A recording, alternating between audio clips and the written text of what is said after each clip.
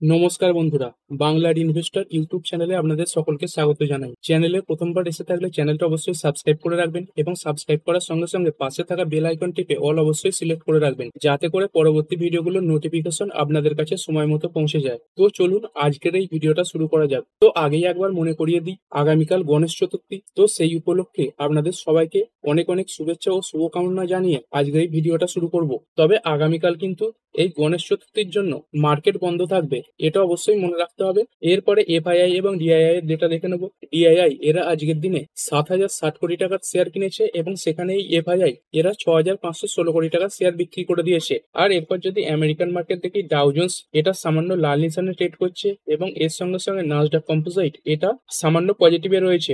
এরপর যদি Indian ADR গুলো দেখি, ইনফোসিসের এডিআর এটা 0.49% নিচে রয়েছে। আইসিআইসিআই ব্যাংকের এডিআর এটা 1.38% নিচে। উইপ্রোর এডিআর এটা 1.59% নিচে রয়েছে। তারপরে এইচডিএফসি ব্যাংকের এডিআর এটা 0.40% নিচে ট্রেড করছে। ডক্টর রেড্ডি ল্যাব এটা 1.90% নিচে রয়েছে এবং যদি মেঘমাই টিপ দেখেন এটা 0.51% নিচে রয়েছে। তো আজকে ইন্ডিয়ান মার্কেটও খুবই খারাপ পারফরমেন্স দেখিয়েছে। তো তারই যে প্রভাব সেটা কিন্তু আমেরিকান মার্কেটের যে এডিআর গুলো রয়েছে সেখানেও দেখা যাচ্ছে।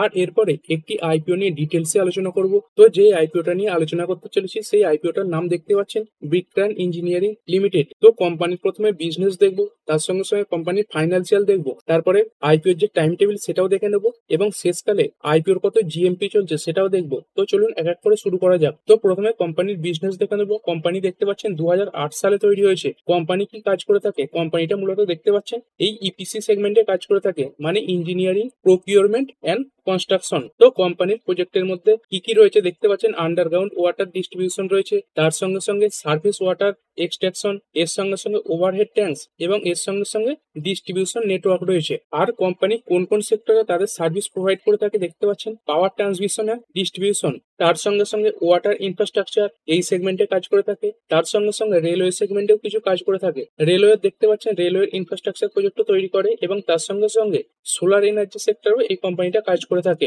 এই জুন 30, 2025 ডেটা অনুযায়ী এই কোম্পানি টোটাল 45খানা প্রজেক্ট কমপ্লিট করে ফেলেছে এবং কোম্পানির যে বিজনেস সেটা দেখতে পাচ্ছেন ডাইভার্সিফাইড রয়েছে, কারণ কোম্পানি প্রায় 14খানা রাজ্যে তাদের এই যে প্রজেক্ট সেইগুলো করেছে। এরকমটা নয় যে একটা দুটো রাজ্যের উপর এটাকে নির্ভর করে বসে থাকতে হয়। এবং কোম্পানির যে টোটাল কন্ট্রাক্ট ভ্যালু এটা দেখতে পাচ্ছেন, যেটা কোম্পানি সম্পূর্ণ করে ফেলেছে এটা হচ্ছে 19,199.17 মিলিয়ন। এবং এই জুন 30, 2025 ডেটা অনুযায়ী কোম্পানির কাছে 44খানা অনগোয়িং প্রজেক্টও রয়েছে, মানে এই প্রজেক্টগুলোতে কোম্পানি কাজ চালাচ্ছে। এবং এই যে প্রজেক্টগুলো এইগুলো কিন্তু বিভিন্ন রাজ্য থেকে এসেছে। দেখতে পাচ্ছেন 16খানা রাজ্য থেকে এই প্রজেক্ট এই কোম্পানি পেয়েছে। কোম্পানির যে বেশিরভাগ ক্লায়েন্ট সেইগুলো কিন্তু গভর্নমেন্ট সেক্টর থেকেই আসছে। দেখতে পাচ্ছেন কোম্পানির যে ক্লায়েন্ট এনটিপিসি লিমিটেড, তারপরে power grid corporation of India limited রয়েছে, তারপরে south Bihar power distribution company limited, তারপরে north Bihar power distribution company limited রয়েছে।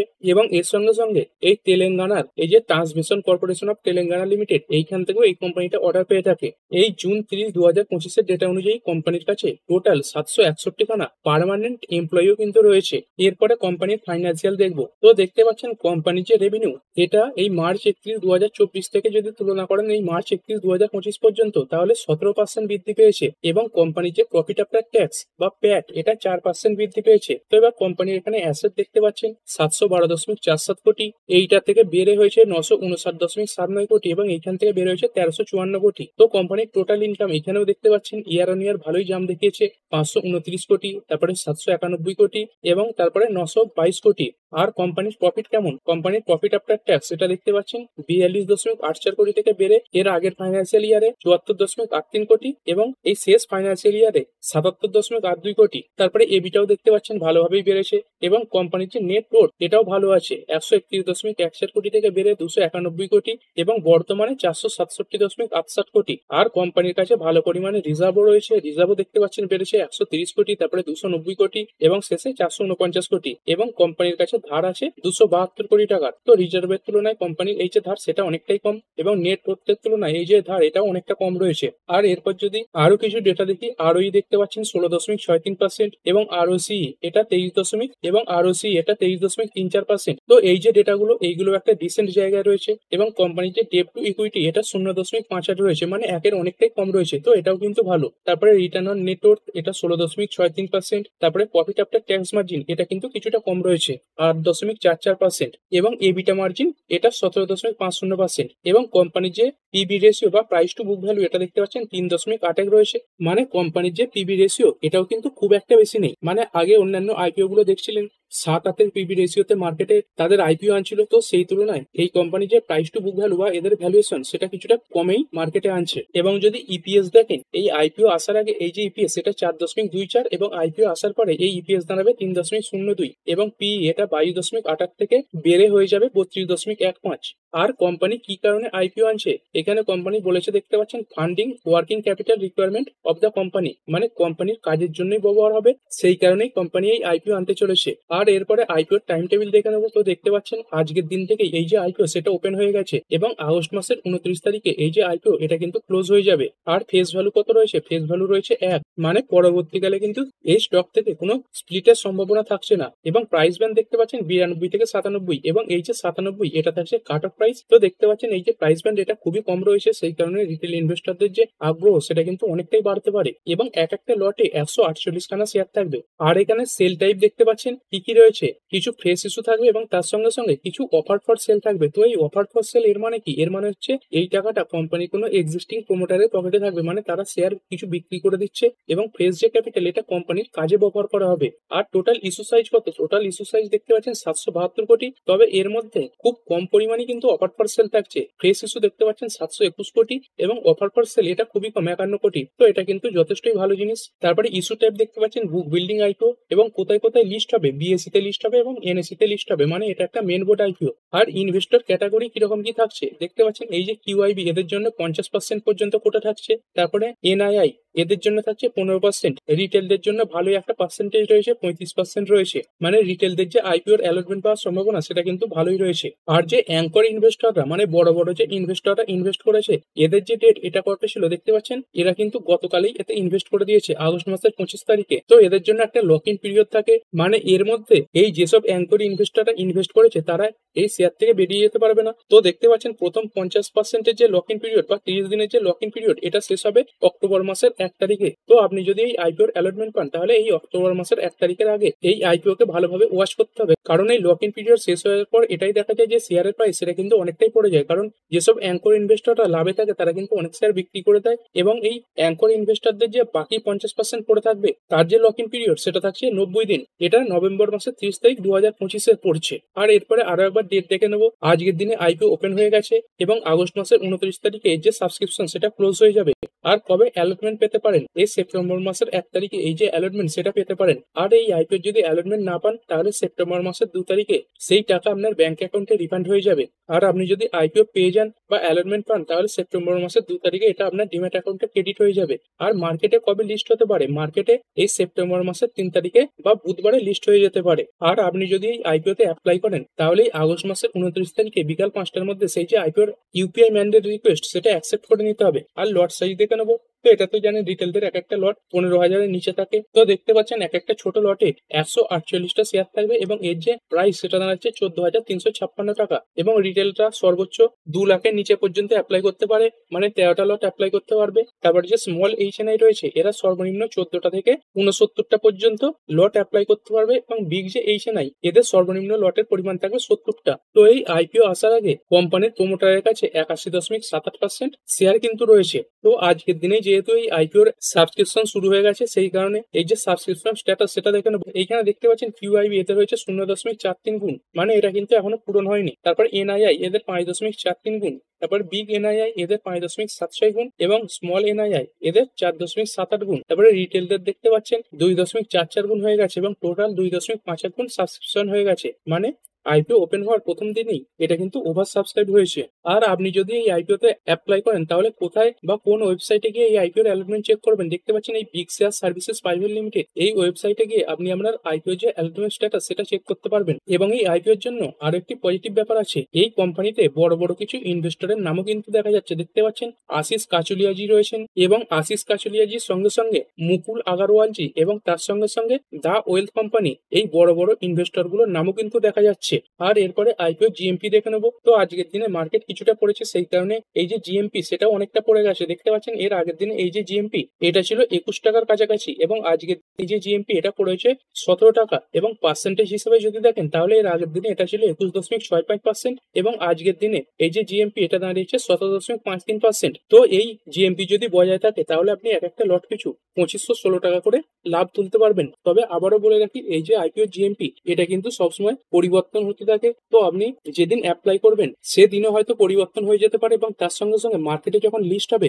তখনও মার্কেটের যে কন্ডিশন সেই অনুযায়ী এই যে জিএমপি সেটা কিন্তু পরিবর্তন হতে থাকে। আর এরপরে আজকে রাত থেকেই মানে আমেরিকার সময় অনুযায়ী এই 12টা 1 থেকে ভারতের ওপর এই আমেরিকার টোটাল 50% ট্যারিফ লাগু হয়ে যাবে। তবে ডোনাল্ড ট্রাম্প আজকের দিনে চায়নাকেও কিছু হুমকি দিয়েছেন। এইখানে দেখতে পাচ্ছেন ডোনাল্ড ট্রাম্প চায়নাকে এটাই বলেছেন যে 200% পর্যন্ত ট্যারিফ বসিয়ে দেবেন। তো কি কারণে এই ডোনাল্ড ট্রাম্প চায়নার উপর 200% ট্যারিফ বসানোর কথা বলেছেন? তো কিছুদিন আগেই দেখতে পাচ্ছিলেন এই চায়না বিভিন্ন দেশকে তাদের যে রেয়ার আর্থ ম্যাগনেট রয়েছে সেটা রপ্তানি করা বন্ধ করে দিয়েছিল। তো অটো সেক্টরে বলুন, তার সঙ্গে সঙ্গে ডিফেন্স সেক্টরে এই যে রেয়ার আর্থ ম্যাগনেট এটা কিন্তু অত্যন্ত প্রয়োজনীয় একটা জিনিস। আর এরা তো জানেন আমেরিকা ডিফেন্স সামগ্রী তৈরির দিক থেকে সর্বপ্রথম জায়গায় রয়েছে। তো এই চায়না যদি রেয়ার আর্থ ম্যাগনেট সরবরাহ না করে তাহলে কিন্তু আমেরিকার কিছু কিছু ইন্ডাস্ট্রি দারুণভাবে ক্ষতিগ্রস্ত হতে পারে। এখানে দেখতেও পাচ্ছেন they have to give us magnet or 200% tariff, মানে চায়না যদি আমেরিকাকে এই রেয়ার আর্থ ম্যাগনেট না রপ্তানি করে তাহলে কিন্তু এই চায়নার উপর 200% ট্যারিফ বসিয়ে দেবেন। তো ভারতের উপর এই যে ট্যারিফ সেটা তো লাগু হয়ে গেছে, কিন্তু চায়নার উপর